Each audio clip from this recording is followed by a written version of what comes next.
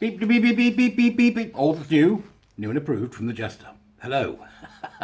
Well, thank you so much for the amazing response to my video yesterday, which begins a series that is going to go on for quite some time, examining the capture of one university in particular, which is Sheffield University. So this is the part two of that, and if you haven't seen part one, I put the links to part one down in the doobries, and also the link to the Substack that goes with this,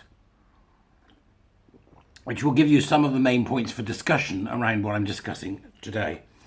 Let's remember here that what we're seeing is an attempt to bring a deeply destructive force to infect the very fabric of the institutions which are captured by it. So what we're going to see now is, if you recall from yesterday, this is the plan for the LGBT inclusion at the University of Sheffield, and we examined yesterday the about page. That was all, just telling us a little bit about what it's all about. So if you haven't seen it, you need to see that first. Link downstairs. Other than that, I'm going to continue and look at what is the first of a few plans they have. 53 in total, 53 points. And in the Substack, you will find an image of the actual document I'm using, or again, downstairs in the doobries, the link to the original. And I think it's useful for us to go through it and see exactly what they're saying and what I perceive that to mean. I'm not telling you what to think. I'm saying to you that there is something wrong with all this and we need to interrogate it very closely. It obviously hasn't been. Otherwise what I'm reading wouldn't be here. It's going to get scarier as we go on, folks. This is the first 4 points of section 1. 4 out of 53. So this is going to be a long task, and I hope you'll come along with me for the ride. So other than that, thank you so much to those that supported me financially yesterday. It meant I can take an afternoon off this week and continue the work. So thank you so much. All right? I can't thank you enough. So again, for others, please do buy me a coffee if you can. Become a warrior teacher. I'll put up information about when that's starting, because we've got enrollment in March, start in April. Oh, it's exciting. And I've just appeared on another YouTube channel. Look at my profile, you'll see the link in my latest tweets, with Peck, Fantastics, Parents for Ethical Care, over in America. And it was brilliant to talk to them about the nutty things I'm up to. Right, okay. So here we go. I'm going to try and make this a bit clearer today, because some people said that it wasn't quite clear what I was talking about. And I get excited, you know, I'm like the bloody Duracell bunny. So I'm going to try and keep this very calm and collected today. God help me. I'm talking to Benjamin Boyce soon as well. There's the calmest man in the world. He's so laid back, he's horizontal. Now. So, and onwards, I have written, to explore the actual plan that Sheffield University has embraced in appeasing the mad and the wicked. What I would say to you is, on the right hand side, is responsible stakeholders. Right, have a look. Okay, because it's worth noticing who they're involving. And in addition, it's also worth noticing that after yesterday's revelation, that there are 3 separate groups involved in this already. So that's 30 people, I reckon. Right? Money, money, money. It's also worth noticing that they've also now said that these people that are involved, the responsible stakeholders on the right hand side of the grid of the objectives, includes roles that illustrate the spread of the infection, such as directors of EDI /well-being at all faculties. This is organisational capture in operation. So faculties now have a director of EDI and well-being. Right, okay. Because that's not going to go wrong, is it? These people are mad, right? Bear that in mind. Anybody who's pushing this is insane. Because it's equity. We'll call equity, not equality of opportunity, equality of outcome. Murderous equality of outcome. Remember that, keep that in mind, right? So we're going to take each point as it comes, and we'll start with, I think, action point 1.1. Makes sense, doesn't it? And this is what action point 1.1 says. Embed LGBT plus inclusion into one university strategy. Now, the one university strategy is this bring us all together nonsense. It's rubbish. I said this 2 years ago. And into the annual cycle of business planning through the departmental strategic planning framework. That essentially says, ensure the ideology, this is me saying this now, ensure the ideology is embedded across, through and around everything. That's not complex, that bit. So read 1.1, action 1.1. Well, what's the outcome that they expect to get from that action? Here it is. Ensure LGBT plus. And remember, in the about yesterday, they also said queer, pansexual, all the gamut of nonsense that comes from these lunatics. So ensure LGBT plus inclusion is considered as part of the everyday business for departments, fostering recognition that all departments have an important role in addressing LGBT plus equality. Well, there's a number of things here. They're setting up affinity groups and they're giving protected characteristics of sexual orientation greater importance than anything else. Stop it. Shouldn't be doing it, right? Secondly, because of the about, which we read, we know this isn't actually about lesbian and gay people or bisexual people. It's actually about the T and Q. So keep that in mind as we move forward. So what they're saying is that we have to foster recognition that all departments have an important role in addressing transgenderism and queer theory. Gender ideology and queer theory. So you've got to see what's written behind the lines there. That's outcome number 1. That's what they're expecting to get when they embed it into the One University strategy. Try and stay clear, Barry. Now, what I've also written about this is make considering the ideology, that's what they're saying, a fundamental part of every day for everyone, and foster recognition, that's force. Right, as in force, all to take part in the rights claims of the T plus, including Q, etc., as in the about section. So this is, we're going to embed it firmly, and everybody will have to take on this ridiculous belief system / religion / cult. That's the action point 1.1. They're hiding in plain sight, aren't they? Hiding in plain sight. Let's look at action point 1.2. Introduce mandatory training. Show me the money. Introduce mandatory training and development programs for all staff and students to enhance understanding of the diversity of LGBT plus experiences. Again, ignore the LGB.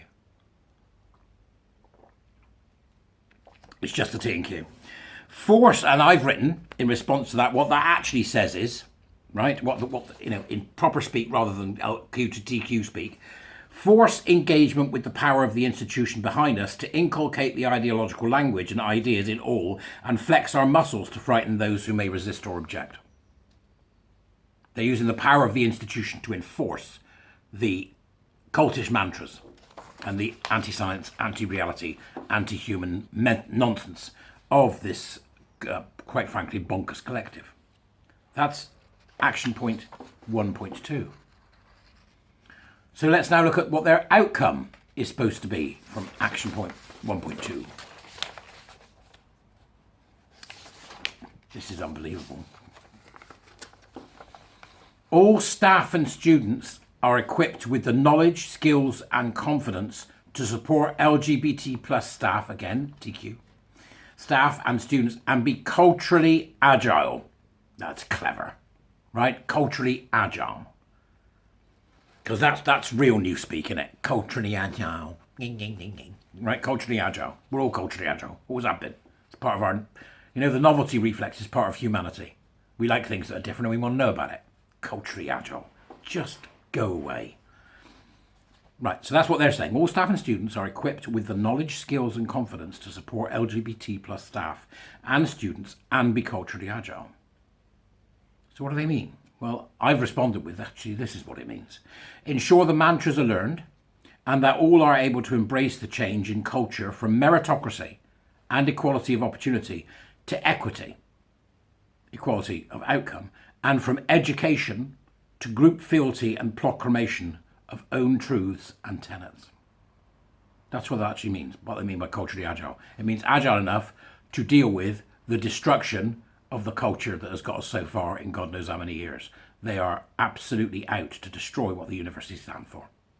Culturally agile is group speak for able to cope with the massive cultural change that going from equality of opportunity to equality of outcome will cause, and then beginning to understand that you'll no longer be educating, you'll be used to give group fealty and proclamation of truths and tenets, the own truths and tenets of the cult members.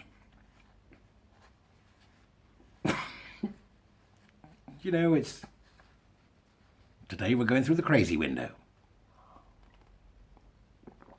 So let's now have a look and see what they say in action 1.3. Oh my God. Okay. The more you go down these action points, the worse they get. You wait. Right, so action point 1.3. Provide management and leadership development and induction. They are capturing, sorry, let me finish. Provide management and leadership development and induction for senior leaders and line managers, which include content on supporting LGBTQ plus students and staff. Advise on evolving language, terminology and identities, and the ongoing improvement of inclusive environments for LGBT plus students and staff. This will build on mandatory training at 1.2.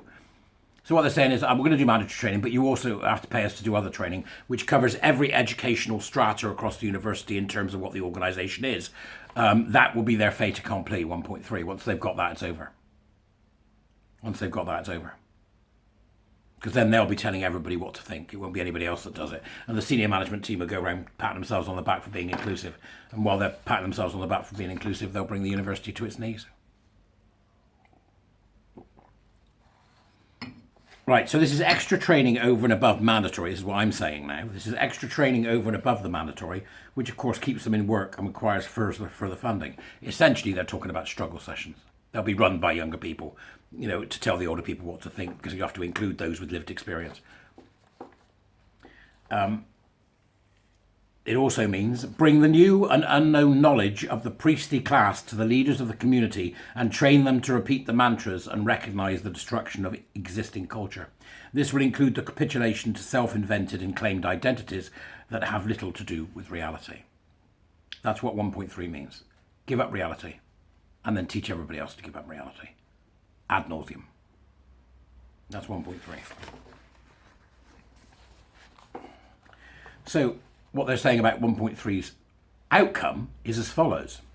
Managers, leaders have the confidence and capability to understand and fulfill their responsibilities to LGBT plus students and staff.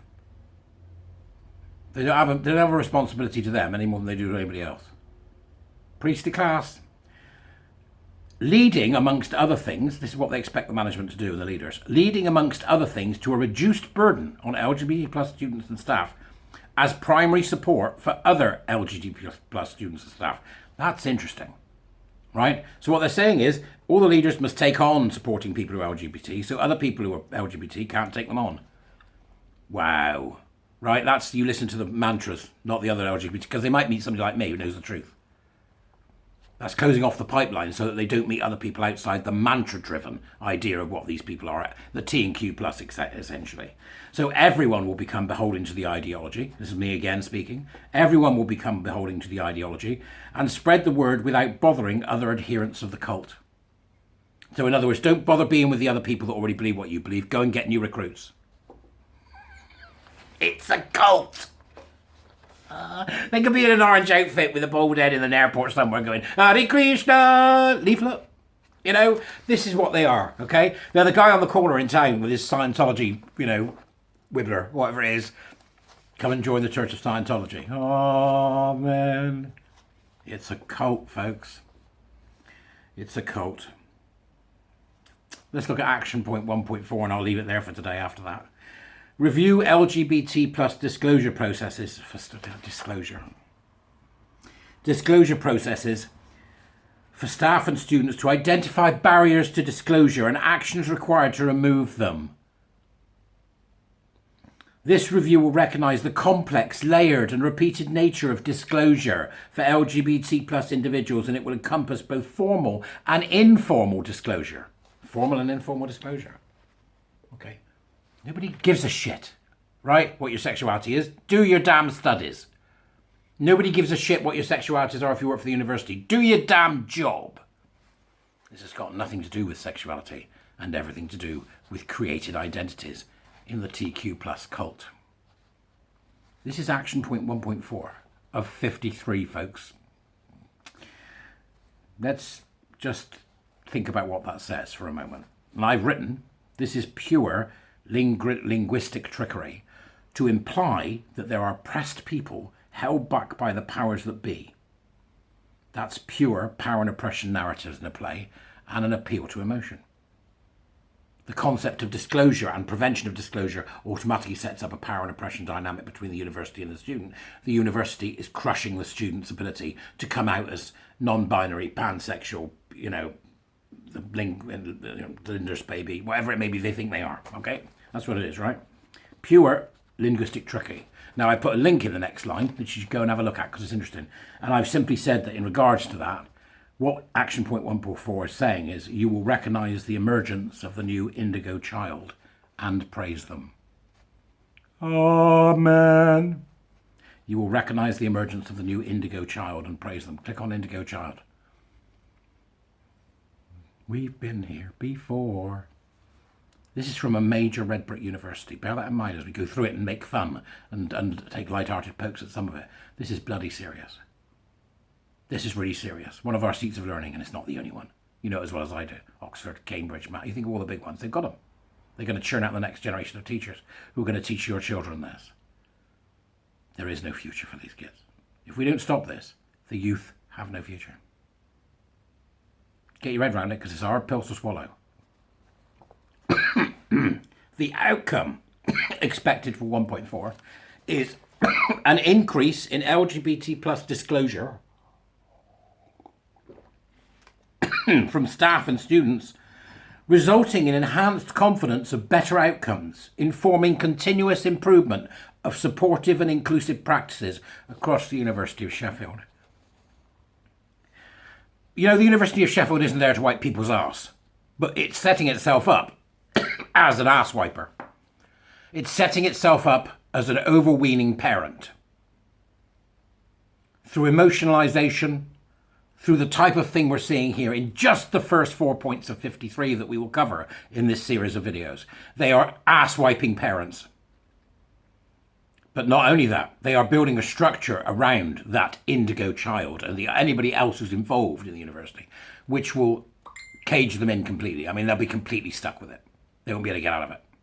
And they'll do so with a series of checks and balances and a series of reviews that will mean that in essence anybody working there and anybody studying there will be in a virtual panopticon where they are constantly being surveyed by this cult for wrong speak and for not affirming somebody who thinks they're, Alexander the Great.